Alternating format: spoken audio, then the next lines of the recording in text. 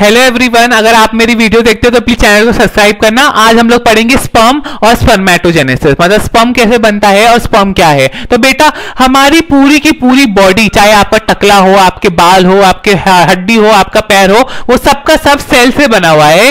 पर हमारी बॉडी में एक स्पेशल सेल बनता है जो हमारी आगे वाली पीढ़ी की हेल्प करेगा, मतलब वो सेल बच्चा बनाएगा। तो वो जो बच्चा बनाने वाला सेल है आदमी में, उसका नाम है स्पर्म, और जो औरत में होता है उसका नाम है ओवम।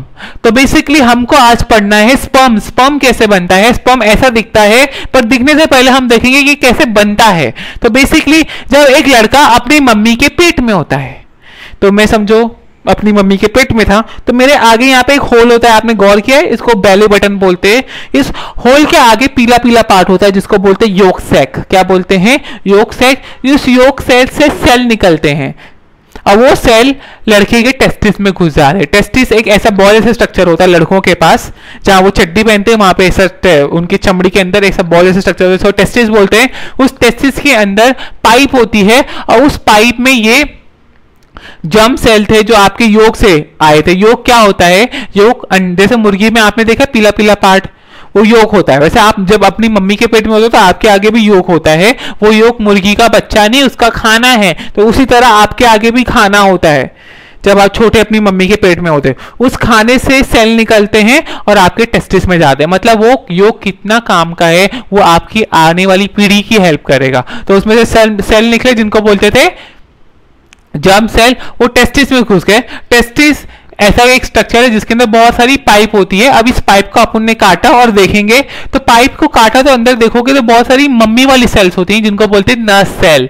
जैसे माँ अपने बच्चों को प्यार करती है, वैसे कि अपने स्पर्म को प्यार करेंगी, स्पर्म को खिलाएंगी, पिलाएंगी, बड़ा करेंगी, तो उसको बोलते हैं नर्स सेल। तो यहाँ पे नर्स सेल दिख रही है। इन नर्स सेल के बीच में जगह होती है जहां पे ये जर्म सेल आके बैठ जाता है। जब लड़का अपनी मम्मी के पेट में होता है तो जर्म सेल आता है और इस जगहों में बैठ जाता है जो सर्टली सेल के बीच में जगह है। इन जर्म सेल फिर जब लड़का 13 साल का हो जाता है, देखो लड़का कितना भी अपने पेन के साथ खेल ले, उनके पास ऐसा कुछ होता है लड़कों के पास, वो जब उससे खेलते हैं ऐसे से तो उसमें से कुछ व्हाइट व्हाइट निकलता है। जैसे पिचकारी में से पानी निकलता है, वैसे उसमें से कुछ व्हाइट व्हाइट, जैसे उनसे सुसु भी करते हैं उसी से कुछ व्हाइट व्हाइट निकलता है, उसमें स्पर्म रहता है। तो स्पर्म लड़का चाहे कितना भी खेले 10 साल तक, 11 साल तक, उसके स्पर्म नहीं निकलता। जब लड़का 11, 12, 13 साल का हो जाता तो ही स्पर्म बनता है।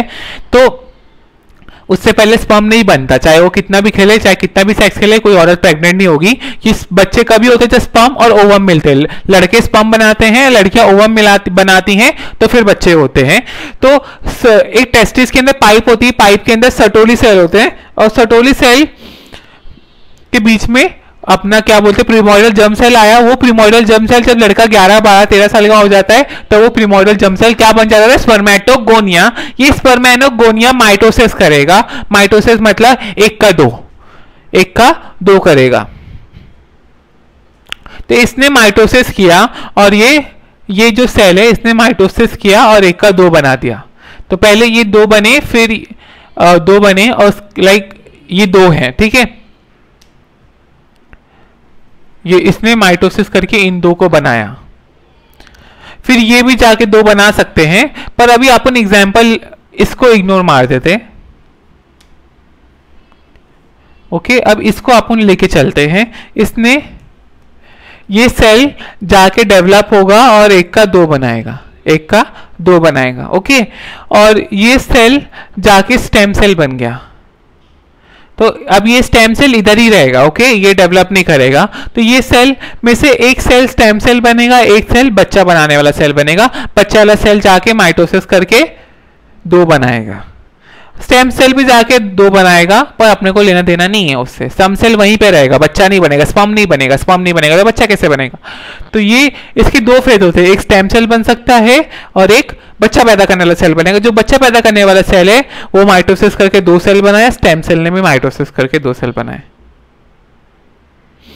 तो बेसिकली एक सेल का 2 बनता है, एक स्टेम सेल बना, एक वो क्या बोलते जर्म सेल बना। ये जर्म सेल इमेजिन करो, एक को ही ले लो आप, दूसरे वाले को भी इग्नोर मार दो।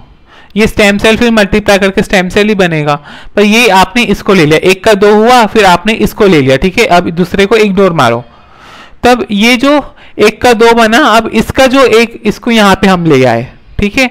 अब ये जो इधर आया ना, इसको बोलते हैं प्राइमरी स्पर्मेटोसाइट। क्या बोलते हैं? Primary spermatocyte. ये प्राइमरी स्पर्मेटोसाइट को अपन ने थोड़ा फिर से नीचे बनाया। अब ये जो है ना, इससे अपन कराएंगे, क्या कराएंगे? इससे कराएंगे अपन मियोसिस। क्या कराएंगे? मियोसिस। मियोसिस में अंत में एक का 4 बन जाता है। तो पहले 2 बनेंगे, फिर यही 2 सेल जाके 2 और बनेंगे तो 4 बन जाएगा। समझ रहे हो? तो अंत में हमारे 4 सेल बन गए।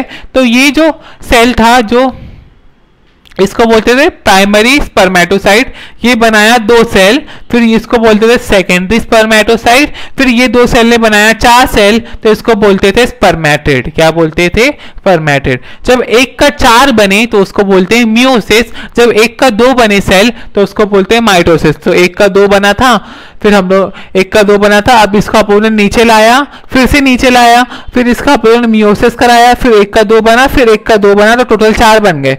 एक का 2, फिर इसका 2, फिर इसका 2, लास्ट में 4 बन रहे हैं। तो मियोसिस। तो मियोसिस के 2 पार्ट है, पहले यहां से यहां 2, एक मियोसिस 1 होता है, फिर यहां से यहां मियोसिस 2 होता है। मतलब एक सेल के 4 बनाने में दो बार समय लगता है सेल को बनाने को। तो लास्ट में अपने पास एक 4 स्पर्मेटिड बन गए, मतलब एक स्पर्मेटोगोनिया से 4 स्पर्मेटिड बने लास्ट में।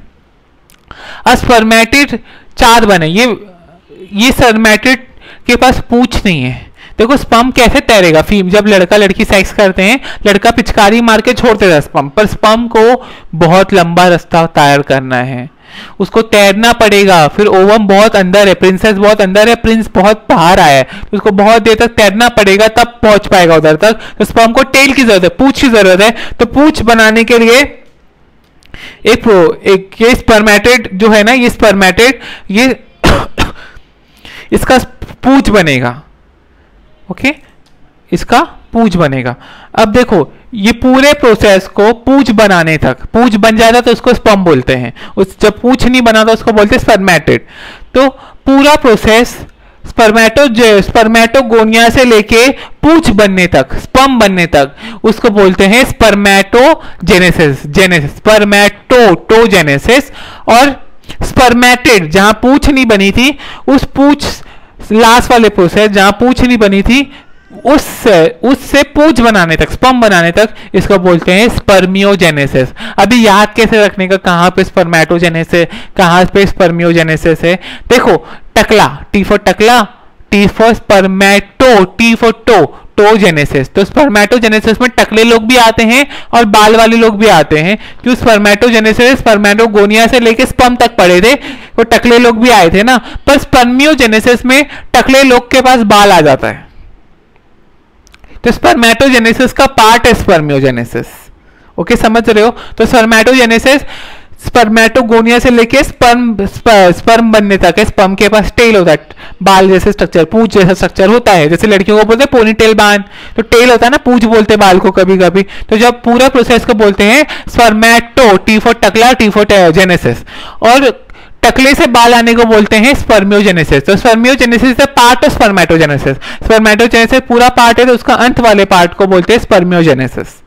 क्यों स्पर्मेटोजेनेसिस को टी क्यों बोलो? कि पूरे प्रोसेस में टकला ही रहता है, खाली अंत में वो टकला नहीं रहता ना। तो पूरी क्लास टकली है, एक लड़का टकला नहीं है, तो आप टकला नहीं बोलोगे पूरी क्लास को, आप टकला ही बोलोगे। तो पूरे स्पर्मेटोजेनेसिस में पूरे टकले होते, टेल नहीं होता, खाली अंत में टेल आ जाता है। स्पर्मेटोजेनेसिस में जब टेल आता है तो उसको बोलते हैं स्पर्मियोजेनेसिस। क्या बोलते हैं? स्पर्मियोजेनेसिस। अब ये जो स्पर्म बने ना, ये यहाँ पे पहुंच जाएंगे, यहाँ से बढ़ते बढ़ते बढ़ते यहाँ पे पहुंच जाएंगे, फिर ये पाइप में चले जाएंगे। वो पाइप से जब लड़के की पीनिस से स्पर्म बाहर निकलेंगे, जब ये पाइप में घुस जाते हैं तो इसको बोलते हैं स्पर्मिएशन। स्पर्मेशन। क्या बोलते हैं? स्पर्मेशन। तो ऐसे हमारा स्पर्म बनता है। अब स्पर्म दिखता कैसा है, कुछ बात बतानी है। एक लड़के के अंदर कितना स्पर्म बनता है? एक लड़के के एक स्पर्म बनने के लिए 64 दिन लगते हैं, मतलब 2 महीने लगते हैं। तो लड़का आज अपने पेन के साथ खेल रहा है, गंदी गंदी पिक्चरें देख रहा है, तो जो व्हाइट व्हाइट निकला स्पर्म बना ना, उसको बनने में 2 महीने लगे हैं। वो आज का स्पर्म नहीं है, उसको 2 महीने पहले बना था, वो स्पर्म आज जाके निकला है।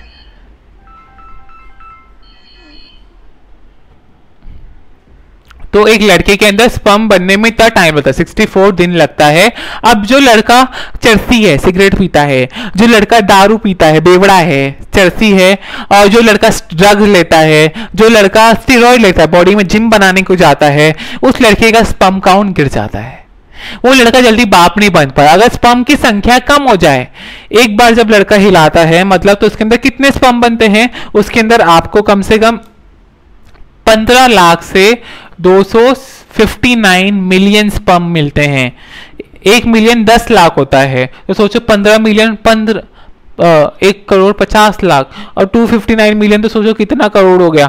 तो इतने सारे करोड़ों स्पर्म होते हैं एक बार हिलाने के अंदर।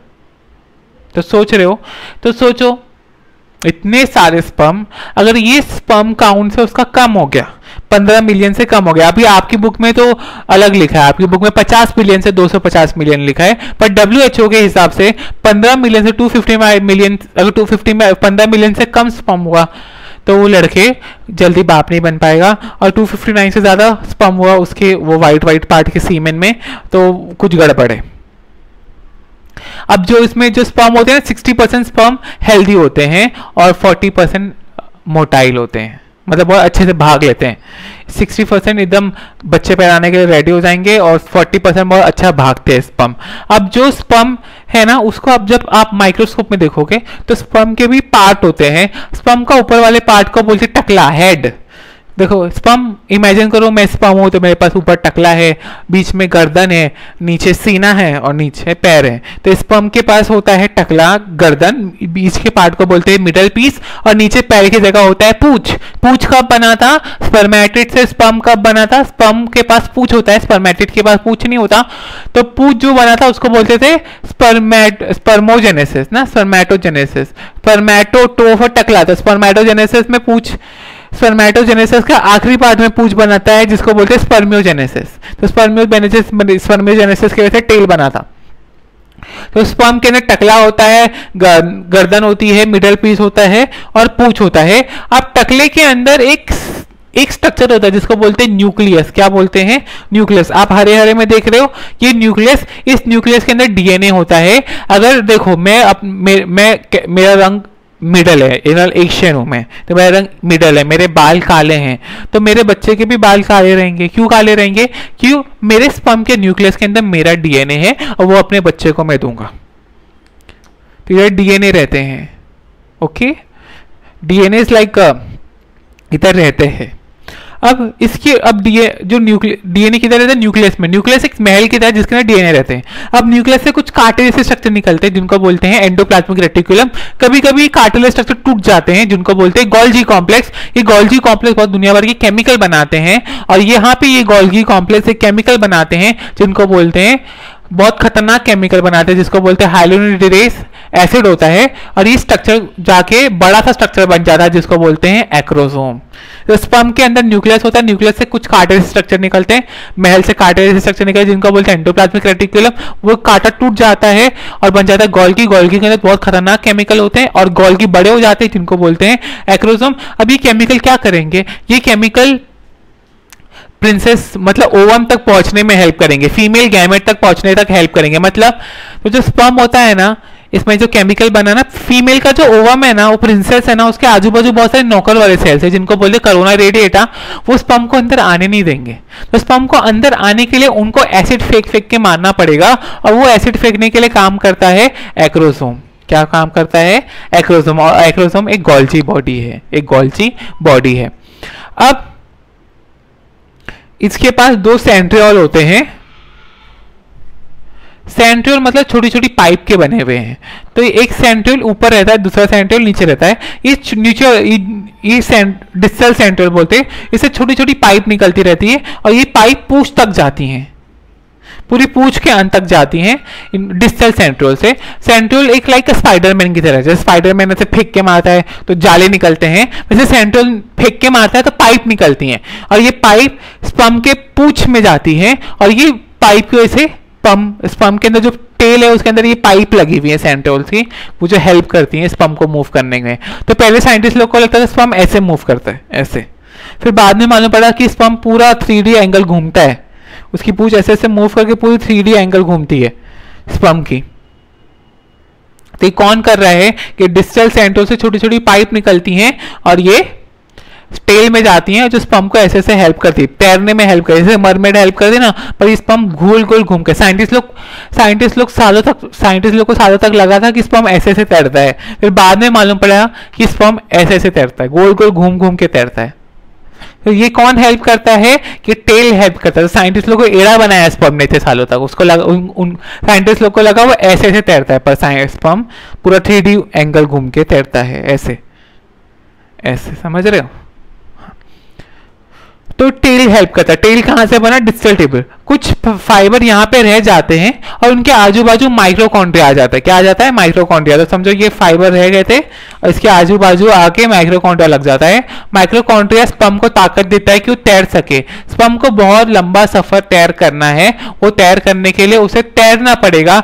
तैरने के लिए माइक्रोकॉन्ड्रिया की जरूरत है। जब मैं अपनी गर्लफ्रेंड को आंख मारता हूं तो मेरा माइक्रोकॉन्ड्रिया ताकत देता है। तो जो भी खाना खाते हैं उसको ताकत बनाने का काम कौन करता है, माइटोकॉन्ड्रिया। तो स्पर्म के पास बहुत सारा माइटोकॉन्ड्रिया होता है जो उसके मिडल पीस में होता है। तो स्पर्म में बहुत ताकत रहेगी। जब बहुत ताकत रहेगी तभी तो प्रिंसेस तक पहुंच पाएगा, तभी तो वो ओवम तक पहुंच जाएगा।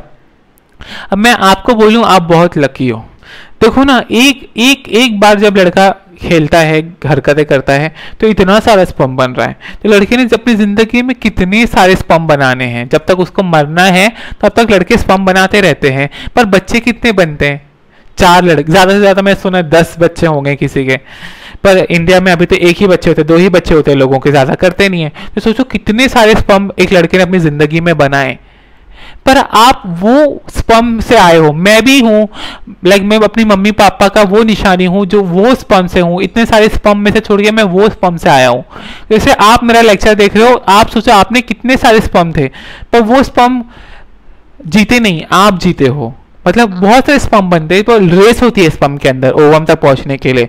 तो आप रेस जीत के आए हो। अभी दुनिया में आने के बाद लोग बोलते हैं, अरे फेल हो गया यार, गर्लफ्रेंड ने छोड़ी, चलो मर जाता हूं। अरे आपने इतना झगड़ा करके आया है दुनिया में, इतने सारे स्पर्म को हरा के आप वो स्पर्म बन के आए हो, जीत के आए हो, तो आप किस बात का डरते हो। सोचो आप कितने लकी हो, आपने इतने सारे स्पर्म को हराया है तो आप इस दुनिया में आए हो। ट्रिलियंस, एक लड़का ट्रिलियंस ऑफ स्पर्म बनाता है, मतलब खरबों में स्पर्म बनाता है। और वो खरबों स्पर्म में से आप वो स्पर्म हो, आपके भाई बहन होंगे तो आपके भाई बहन भी वो स्पर्म से बन के आए हैं, इतने सारे स्पर्म्स को हरा के आए हैं। तो कभी भी निराश मत होना। तो समझ रहे हो, तो स्पर्म के पास 2 सेंट्रियोल होते हैं। नीचे वाला सेंट्रियोल फाइबर बनाता है, पाइप बनाता है, वो पाइप हेल्प करता है मूव करने में, और बीच में ये फाइबर के आगे माइक्रोकॉन्ड्रिया लग जाता है जो स्पर्म को हेल्प करता है, ताकत देता है, जिसकी वजह से स्पर्म मूव कर सके। और ऊपर का सेंट्रियोल है ना, ये भी स्पाइडरमैन की तरह है, पर ये जो सेंट्रियोल है ना, ये जब इस स्पर्म और ओवम मिलेंगे तो आपका डीएनए और आपकी जो वाइफ होगी उसका डीएनए मिलेगा। अभी बहुत ज्यादा चुम्मा चाटी करेंगे, अभी नए नए गर्लफ्रेंड बॉयफ्रेंड है तो चुम्मा चाटी करेंगे, तो उनको खींच के अलग करने का काम कौन करता है, उनको खींच के अलग करने का काम प्रोक्सिमल सेंट्रियोल करता है। तो आई होप आपको समझ गया होगा स्पर्मेटोजेनेसिस क्या होता है, स्ट्रक्चर ऑफ स्पर्म आपने पढ़ लिया है। अगर आप मेरी वीडियोस पसंद करते हो तो प्लीज चैनल को सब्सक्राइब कर देना। Thank you so much.